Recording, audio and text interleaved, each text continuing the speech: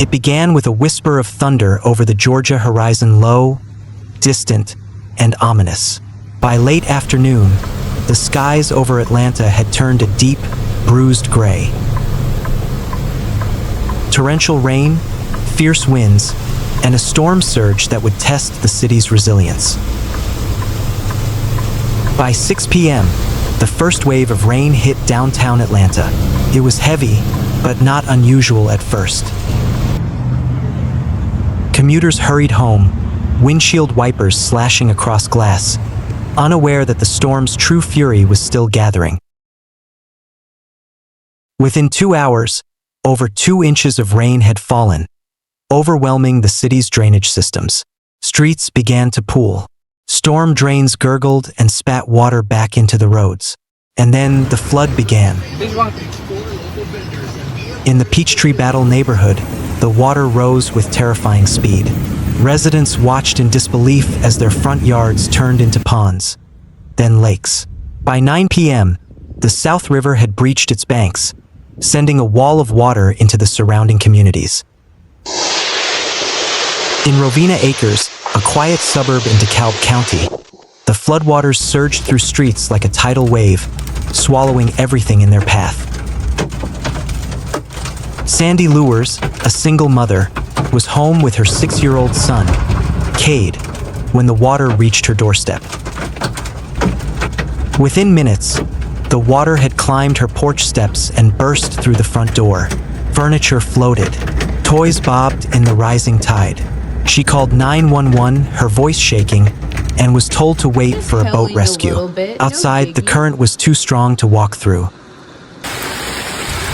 Across town, near the Mercedes-Benz Stadium, chaos unfolded. A parking lot turned into a churning lake. Cars were lifted from their spots and carried away like paper boats.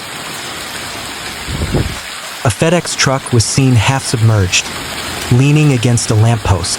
In one surreal moment, a silver sedan was swept down a hill and crashed into a row of parked vehicles, the sound of metal on metal echoing through the flooded streets. Patricia Russell, driving with her 2 teenage children, tried to escape the rising water. "We thought we saw dry land," she said, "but then boom, we hit a deep patch. My car gave out, we were stuck. Water seeped in through the doors." Her children cried. She clutched the steering wheel and prayed. Emergency crews, already stretched thin, were racing from one rescue to the next. By midnight, Atlanta was drowning. More than 22,000 homes were without power. Trees had fallen across major roads. In northwest Atlanta, entire blocks were submerged. The Georgia Aquarium, a symbol of the city's vitality, had taken in floodwater. Though the animals were safe, the damage was extensive. Officials closed the facility for cleanup, assuring the public that the flooding was weather-related and not a threat to the exhibits. In the Peachtree Creek area, more than 20 water rescues were conducted. Residents climbed onto rooftops, waving flashlights and towels. Some clung to floating debris, others waded through chest-deep water, carrying pets and children. The city's swiftwater rescue teams worked through the night, navigating submerged streets in inflatable boats. Inside homes, the destruction was total. Drywall peeled away in soggy sheets. Refrigerators lay on their sides. Family photo albums, soaked and ruined, clung to the floor like forgotten memories. The smell of gasoline, mud, and mildew filled the air. In some neighborhoods, the water reached the second floor. On English Avenue, a massive oak tree had snapped in half, crushing a parked SUV. Power lines dangled dangerously low. Residents used flashlights to navigate their homes, stepping over debris and broken glass. In one apartment complex, the entire ground floor was underwater. Tenants huddled on stairwells, waiting for help. By dawn, the rain had stopped, but the damage was done. Mayor Andre Dickens declared a state of emergency, unlocking federal and state resources. This declaration will allow us to expedite our recovery efforts and ensure the safety and well-being of all Atlanta residents, he said in a statement. Volunteers poured into the streets. Churches opened their doors. Local restaurants cooked hot meals for displaced families. The community, though battered, began to rally, but the scars were deep. For many, the flood had taken everything: homes, cars, memories. Insurance agents arrived to assess the damage. Bulldozers cleared debris, but the emotional toll lingered. "It's not just the house," said one resident. "It's the life we built inside it." As the waters receded, they left behind a city forever changed. And in the silence that followed, Atlanta began the slow, painful work of rebuilding not just its infrastructure, but its sense of safety, its rhythm, its soul.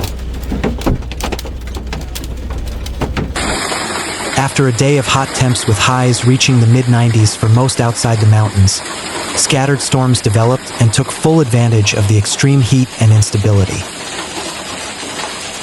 Damaging winds caused scattered power outages across the region, along with numerous downed trees. The Habersham County Airport reported a maximum gust of 44 miles per hour with the storm just before 10 p.m. The WRWH station near Cleveland recorded a gust of 25.1 miles per hour, although stronger gusts likely occurred over parts of southwestern White County. Power outages from HEMC topped out in the 400s, fortunately much lower than we have seen with previous storms. The most concentrated outages occurred over southwestern White County, where a microburst brought down numerous trees onto roads and power lines. At the height of the storm, more than 112,000 Georgia Power customers were without power statewide, according to local media. Habersham's Wendy Hubbard Ferguson described the storm this way: "Lightning looked like a strobe light, and we had hail fall for over 15 minutes. Hail up to marble-sized was also reported across the region.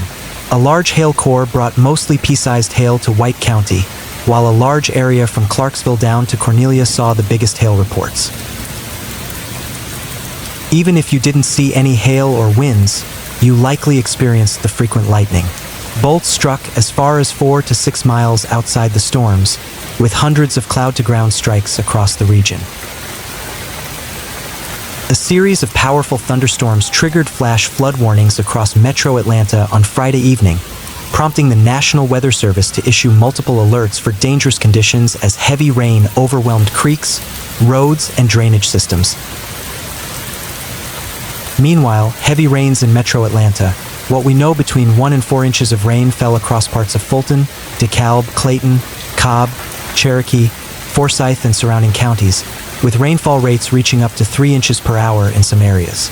Additional rain was expected to exacerbate the flooding through late Friday night. The fourth flash flood warning, issued at 7:04 p.m., focused on Cherokee, Forsyth, northeastern Fulton, and parts of Hall County. That storm system dropped up to 3 inches of rain, with more on the way, threatening towns like Canton, Cumming, Roswell, Buford, and Flowery Branch. The storms were producing winds of up to 50 miles per hour, penny-sized hail, frequent lightning, and torrential rainfall.